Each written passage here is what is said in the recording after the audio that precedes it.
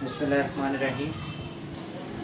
9th class physics हम लोग chapter number 4 पे आ चुके हैं। चैप्टर नंबर 4 के हमने पिछले लेक्चर में 3 टॉपिक्स किए थे सिर्फ। अब जो हम करने जा रहे हैं वो है टॉर्क और moment arm of force. Second topic उसमें होगा प्रिंसिपल ऑफ मोमेंट, उसके बाद सेंटर ऑफ ग्रेविटी, फिर इक्विलिब्रियम। इक्विलिब्रियम के अंदर 2 कंडीशंस हैं। सबसे पहले हम टॉर्क और मोमेंट आर्म ऑफ फोर्स देखते हैं कि होता क्या है टॉर्क और मोमेंट। इसके अंदर 3-4 हैं टॉपिक्स, यानी कि छोटे छोटे टॉपिक्स हैं। एक है रिजिड बॉडी, फिर है एक्सिस ऑफ रोटेशन, फिर है line of action of force और मोमेंट आर्म। देखिए, रिजिड बॉडी का मतलब होता है ऐसी बॉडी जिसकी कंपोजिशन या पार्टिकल्स ऑफ देयर कंपोनेंट्स, उसकी जो तरतीब है वो ना बिगड़े। यानी कि इन अदर वर्ड्स अगर मैं ये कहूँ कि जब आपको एक सॉलिड बॉडी होती है जिसके अंदर पार्टिकल्स बड़े क्लोजली पैक्ड होते हैं, उसकी जो वो जो शेप होती है वो डी फॉर्म नहीं होती। डी फॉर्म से मुराद ये है कि वो अपनी शक्ल तब्दील नहीं करती, यानी कि टूट जाती है लेकिन उसकी शक्ल चेंज नहीं होती। यानी आप ये समझ लीजिए कि उबड़ खाबड़ नहीं हो पाती। जैसे एक डोर है, उसके ऊपर आप फोर्स लगाएं तो वो एक हद तक वो फोर्स बर्दाश्त करेगा, उसके ऊपर कोई फर्क नहीं पड़ेगा, बशर्ते कि आप उस पर इतनी ज़्यादा फोर्स लगा दें कि वो टूट जाए। टूटना वो डिफॉर्म की अलामत है। लेकिन रिजिड बॉडी ऐसी बॉडी जो कि उसके ऊपर एक ख़ास हद तक फोर्स लगाई जाए और वो अपनी शक्ल तब्दील न करे। इन अदर वर्ड्स अगर मैं कहूँ कि रिजिड बॉडी कौन सी बॉडी होती है, क्या body is composed of a large number of particles, number of small particles, it is distance, if the distance between the pairs of the particles of the body do not change by applying force, then it is called a rigid body. In other words, a rigid body is the body one that is not determined deformed by the force or forces acting on it. ऐसी body जो D form ना हो, उसकी शक्ल change ना हो, टूटे नहीं, यानी कि टूटने से मुराद ये कि उसके ऊपर एक ख़ास लिमिट तक फोर्स लगी जाए तो वो अपनी शक्ल ना तब्दील करे, ऐसी बॉडी को कहते हैं रिजिड बॉडी। यानी सॉलिड बॉडीज जो होती है ना वो अमूमन रिजिड बॉडीज़ कहलाती हैं। रिजिड का उर्दू में मतलब होता है ढीठ। इसका मतलब होता है ढीठ, जिस पे असर ना होता हो। और दूसरा है axis of rotation. Axis of rotation ये होता है कि वो जगह जहाँ से कोई बॉडी अपने सेंटर के गिर्द घूमना शुरू कर दे, यानी कि बेसिकली उसी एक्सिस को जहाँ से एक बॉडी मूव कर रही है, घूम रही है जिसके गिर्द, उसी को हम एक्सिस ऑफ रोटेशन कहते हैं। ठीक है, जैसे एक पंखा ले लें तो पंखे के जो सेंटर पॉइंट है जहाँ से वो घूम रहा है, वो सेंटर पॉइंट उसका क्या है, एक्सिस ऑफ रोटेशन है। ठीक है, जहाँ से वो बॉडी रोटेट कर रही है वही पॉइंट उसका क्या है, एक्सिस ऑफ रोटेशन है। अब दूसरी बात, अब यहाँ पर हम बात करते हैं टॉर्क की। टॉर्क क्या होता है, अब हम इस बात पे आ रहे हैं कि टॉर्क क्या है। टॉर्क होता है basically the turning effect of a force is called torque और the moment of the force. इसको कहते हैं टॉर्क या मोमेंट ऑफ अ फोर्स, यानी कि एक फोर्स जो उस बॉडी के ऊपर टर्निंग इफेक्ट, यानी उसको घुमाने में जो फोर्स एक्ट होती है, उसका इफेक्ट जो पड़ता है, उसको घुमाने में असर पड़ता है, घुमाने के लिए फोर्स का, उस असर को हम क्या कहते हैं, टॉर्क या मोमेंट ऑफ अ फोर्स कहते हैं। उसके बाद हमारी एक थर्ड पॉइंट हमारा आता है line of action of force. Line of action की बहुत सिंपल सी डेफिनेशन उसने दी हुई है, the line of action along which a force act is called line of action of the force। कहता है वो लाइन, वो एक्सिस जहाँ पर फोर्स एक्ट हो रही हो, लग रही हो, उसको हम क्या कहते हैं, line of action of force. यानी कि अगर बिलफर्ज अगर हमारा ये इस तरह का एक स्क्रू रेंच हो,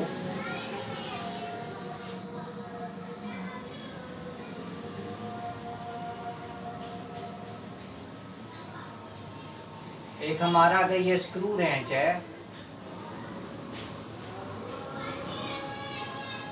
ड्राइंग अच्छी नहीं है। तो इस अगर स्क्रू रेंच को हम यहाँ से दबाएंगे इस तरफ को, तो फोर्स किस तरफ को लग रही है? डाउनवर्ड्स, यानी कि ये इसका लाइन ऑफ एक्शन है। ये इसका क्या है? Line of action of force, यानी कि फोर्स नीचे की तरफ लग रही है। अब क्या होता है कि इसके अलावा फोर्स यूं भी लग सकती है और यूं भी लग सकती है, यानी कि जिस डायरेक्शन में, जिस लाइन के अलोंग फोर्स लग रही हो, फोर्स अप्लाई हो रही हो, उसको, उस लाइन को हम क्या कहते हैं? Line of action of force. उसके बाद होता है मोमेंट आर्म। मोमेंट आर्म जो होता है उसको हम क्या कहते हैं कि मोमेंट आर्म जो होता है, द मोमेंट ऑफ फोर्स और torque is determined by the product of force F and the product of force and F and its moment arm L mathematically definition ये है, the perpendicular distance between the axis of rotation and the line of action of force is called the moment arm of the force। देखिए ये इसका axis of rotation है, यानी कि ये इसका क्या है? Axis of rotation. देखिए ये line of action of force है, ये एक्सिस ऑफ रोटेशन है, जहां से ये स्क्रू रेंच घूमेगा, जिसके ऊपर ये स्क्रू रेंच घूमेगा। अब ये जो डिस्टेंस है यहाँ से लेकर यहाँ तक का, ये जो सारा डिस्टेंस है, बेसिकली आप ये समझ लीजिए कि जो स्क्रू रेंच का हैंडल है, जितनी उसकी लेंथ है स्क्रू रेंच की, वो सारा उसका क्या है? मोमेंट आर्म है। वो उसका क्या है? Moment arm. इसको कहते हैं एक्सिस ऑफ रोटेशन, और ये है line of action of force. इसके दरमियान का जो डिस्टेंस है ना, वो हमारा क्या कहलाता है? Moment arm. क्या कहलाता है? Moment arm of force. और यहीं पर उसका एक फार्मूला भी है कि हम एक शय है जिसको हम कहते हैं टॉर्क, इसको हम टॉर्क, इस तरह के अल्फाबेट, यानी कि ग्रीक अल्फाबेट है, उससे हम डिनोट करते हैं। Torque is equal to F multiply by L, यानी कि एफ किसको रिप्रेजेंट कर रहा है? फोर्स को, और एल किसको रिप्रेजेंट कर रहा है? Moment arm, moment arm of force. देखिए आपकी बॉडी के अंदर भी कुछ पॉइंट्स हैं जो एक्सिस ऑफ रोटेशन का काम करते हैं। जैसे ये एल्बो, मेरी एल्बो से, अगर यहाँ से मेरी एल्बो फिक्स्ड है, ये मैं हाथ को यहाँ से मूव कर रहा हूँ, बाजू को, तो ये एक्सिस ऑफ रोटेशन है, जहाँ से मेरी जो कोहनी है वो मूव कर रही है। ठीक है, ये यहाँ से लेकर यहाँ तक, ये सारा क्या है? Moment arm. ये क्या है? Moment arm. और ये जिस डायरेक्शन में मैं, मेरी कोहनी ऊपर नीचे मूव कर रही है, यानी कि ये जो बाजू मेरा मूव कर रहा है ऊपर, यानी कि हाथ यहाँ से लेकर यहाँ तक, तो मेरी line of action of force क्या है? यूं।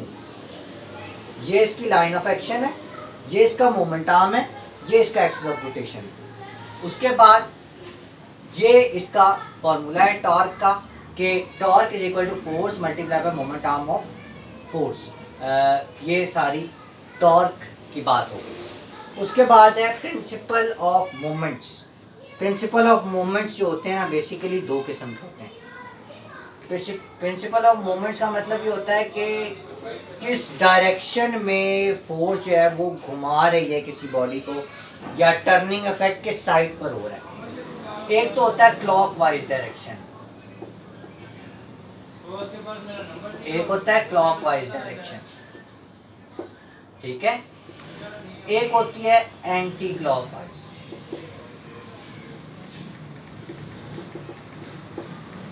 अच्छा, अब क्लॉकवाइज कौन सी होती है और एंटी क्लॉकवाइज कौन सी? देखिए अमूमन, ये देखिए, ये शॉर्पनर आपको दिखाई दे रहा होगा। देखिए घड़ी को आप सपोज कीजिए, जो वॉल क्लॉक होती है, घड़ी की सुई जो होती है वो किस तरफ को मूव कर रही होती है, यूं यूं मूव करती है।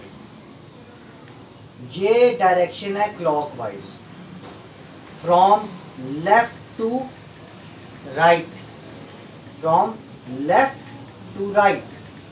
जबकि ये हो गई क्लॉकवाइज डायरेक्शन, और इसके ऑपोजिट यानी कि अगर मैं राइट से लेफ्ट की तरफ जाऊं तो ये क्या है, ये एंटी क्लॉकवाइज डायरेक्शन है। अमूमन ये होता है कि जब आप टैब जो होता है, जो नलका वगैरह होता है, या कोई नट जिसको आप टाइट कर रहे होते हैं, वो अमूमन क्लॉकवाइज डायरेक्शन में टाइट होता है, और एंटी क्लॉकवाइज डायरेक्शन में वो जो आपका नट है वो लूज होता है। यानी कि ये इस तरफ को टाइट होगा और उस तरफ को घुमाएंगे तो लूज होगा। तो यही इसके दो प्रिंसिपल हैं कि एक होता है क्लॉकवाइज और एक होता है anti clockwise. The body is balanced, कहता है क्या है कि body is balanced if the sum of clockwise movement acting on the body is equal to the sum of the clockwise movement acting on it. एक ये जो असूल है ना इसका, वो ये है प्रिंसिपल ऑफ मूवमेंट का, कि जो अगर दो फोर्सेस लग रही हों, एक क्लॉकवाइज डायरेक्शन में और एक एंटी क्लॉकवाइज डायरेक्शन में, अगर तो उनका इफेक्ट वो बैलेंस्ड हो जाए, बराबर हो जाए, तो वो क्या, उससे क्या होगा कि द बॉडी इज बैलेंस्ड, तो बॉडी बैलेंस हो जाएगी, यानी कि वो बॉडी के ऊपर कोई फोर्स एक्ट नहीं होगी, वो रेस्ट पोजीशन में आ जाएगी। जैसे आपने कभी देखा हो सी सॉ, कभी देखा है,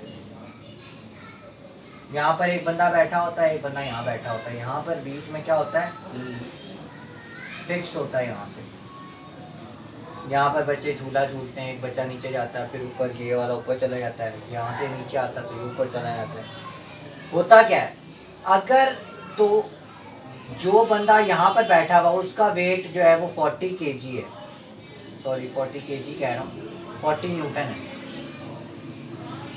वेट इज अ फोर्स, आपको तीसरे चैप्टर में बता चुका हूँ, वेट इज अ फोर्स। अगर यहाँ पर जो बंदा बैठा हुआ है उसका वेट भी 40 न्यूटन है, और यहाँ जो बैठा है उसका भी 40 न्यूटन है, तो ये तो सीसा बैलेंस्ड हो जाएगा।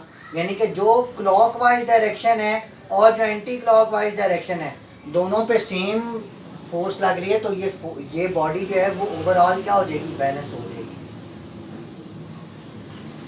ये जो बैलेंस प्रिंसिपल है ना, इसको कहते हैं प्रिंसिपल ऑफ मूवमेंट, कि क्लॉकवाइज डायरेक्शन और एंटी क्लॉकवाइज डायरेक्शन की फोर्स, या आप उसको कह लें कि टॉर्क जो है, अगर वो बराबर हो जाए क्लॉकवाइज और एंटी क्लॉकवाइज का, तो क्या होगा कि बॉडी ओवरऑल बैलेंस हो जाएगी। उसके बाद नेक्स्ट टॉपिक हमारा आता है सेंटर ऑफ ग्रेविटी।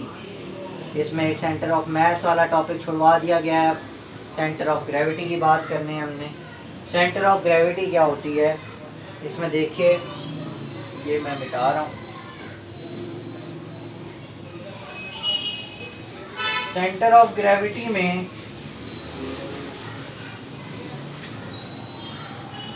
हाँ जी, सेंटर ऑफ ग्रेविटी में पहले डेफिनेशन देख लीजिए, a point where the whole weight of the body appears to act vertically downward is called the gravity of the body।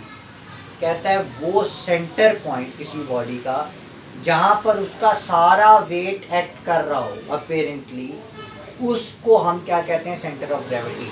जैसे कि अगर एक स्क्वायर है, इसका सेंटर ऑफ ग्रेविटी आप कैसे मालूम करेंगे, इसके क्रॉस में डायगोनल जहाँ पर मीट करेंगे, ये अगर सेंटर है तो इसका सेंटर ऑफ ग्रेविटी क्या है जी, यहाँ पर, यानी इसकी सारी जो वेट है वो इसके सेंटर ऑफ ग्रेविटी पे एक्ट कर रहा है। अगर आप किसी, जैसे आपने अक्सर देखा होगा, लड़कों को ये ज़्यादा बात समझ में आएगी, ये जो आप लोग अक्सर, वैसे तो बुरी बात है, आपने देखा हो कि, चलें कॉपी की एग्जांपल नहीं देते, आपने कभी देखी हो बास्केटबॉल का जो बहुत ही प्रोफेशनल प्लेयर होता है ना, वो अक्सर करते हैं कि वो उस बास्केटबॉल को अपनी उंगली पे घुमाते हैं, उंगली नीचे रखी होती है, वो बॉल ऊपर घूमती रहती है। वजह क्या है, उसका जो सेंटर ऑफ ग्रेविटी है ना वो उसके जो फिंगर है उसके ऊपर है। होता क्या है कि वो सारा वेट उसी के ऊपर एक्ट कर रहा होता है, तो वो अपनी जगह से हिलती नहीं है, वो उधर ही घूमती रहती है। सेंटर ऑफ ग्रेविटी वही पॉइंट है जहां पर किसी बॉडी का सारा वेट एक्ट कर रहा होता है। ये वाला हो गया, ये वाला टॉपिक हो गया, ये वाला टॉपिक हो गया। अब आते हैं हम इक्विलिब्रियम पर। इक्विलिब्रियम का मतलब होता है बराबर हो जाना, किसी शय का बराबर हो जाना, यानी जिसके ऊपर नेट इफेक्ट जीरो हो जाए। यानी कि कहते हैं a body is said to be in equilibrium if no net force act on it. कहता है एक बॉडी इक्विलिब्रियम में जब होती है जब उसके ऊपर जो नेट फोर्स लग रही हो ना वो इक्वल टू जीरो हो जाए। ठीक है, अगर ये कंडीशन फुलफिल हो जाए, net force equal to zero हो जाए, तो बॉडी इक्विलिब्रियम में आ जाती है। ठीक है, इसकी फर्स्ट कंडीशन क्या है? इसकी फर्स्ट कंडीशन ये है कि देखिए बिलफर्ज एक बॉडी जो है टंगी हुई है,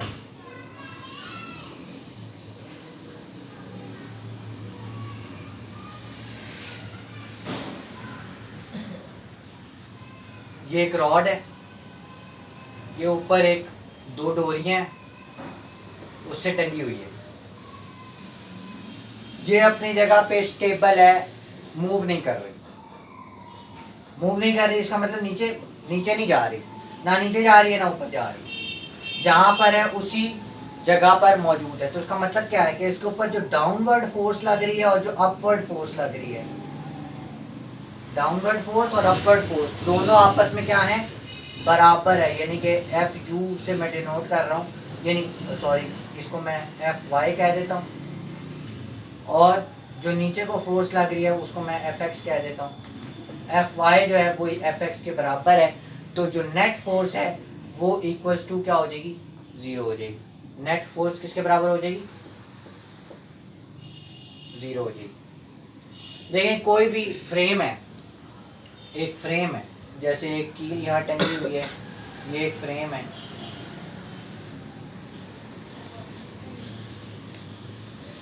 टंगी हुई है एक बॉडी।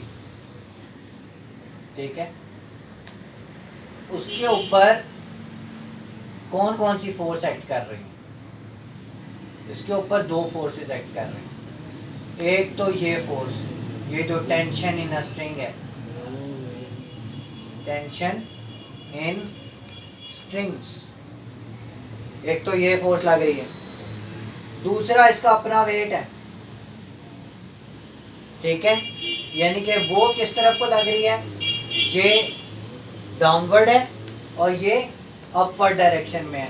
तो जो टोटल फोर्सेस कितनी है, F X plus sorry F one कह दूं plus F two is equal to zero, यानी सम कर लें उसका तो भी जीरो हो जाए। क्यों, वजह क्या है कि ये सम करने से कैसे जीरो हो जाएगा, बिलफर्ज वेट जो है उसका 10 न्यूटन है। ठीक है, और इसके ऊपर टेंशन भी किस बराबर है, 10 न्यूटन के बराबर है। तो बेसिकली क्या है कि 10 newton sorry force F1 is equal to F2 होगा क्या, F1 जब यहाँ पर F1 प्लस हो रही थी ना, यहाँ पर जाके दूसरी तरफ जाके क्या हो जाएगी, माइनस हो जाएगी। तो F1 कितनी थी, 10 न्यूटन माइनस 10 न्यूटन, तो ये क्या हो गया, तो जीरो हो गया। तो जितनी मर्जी फोर्सेस एक बॉडी के ऊपर लग रही हो, सारी फोर्सेस का जो सम हो वो किसके बराबर हो जाए, जीरो के बराबर हो जाए, तो उसकी first condition of equilibrium fulfil हो जाती है, और वो क्या कहलाती है, बॉडी इज इन इक्विलिब्रियम। लेकिन ये हो गई फर्स्ट कंडीशन, लेकिन फर्स्ट कंडीशन पूरी बात नहीं करती।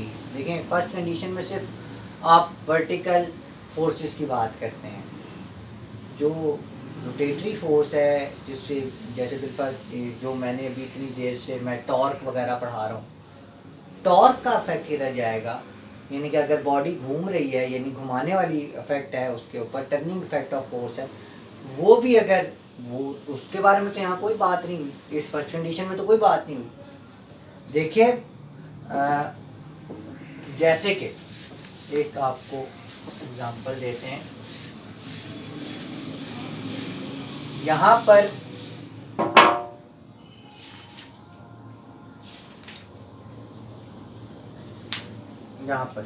Second condition of equilibrium, second condition of equilibrium में क्या है, सेकेंड कंडीशन ऑफ इक्विलिब्रियम में उसने एक एग्जांपल दी है, यहाँ पर एक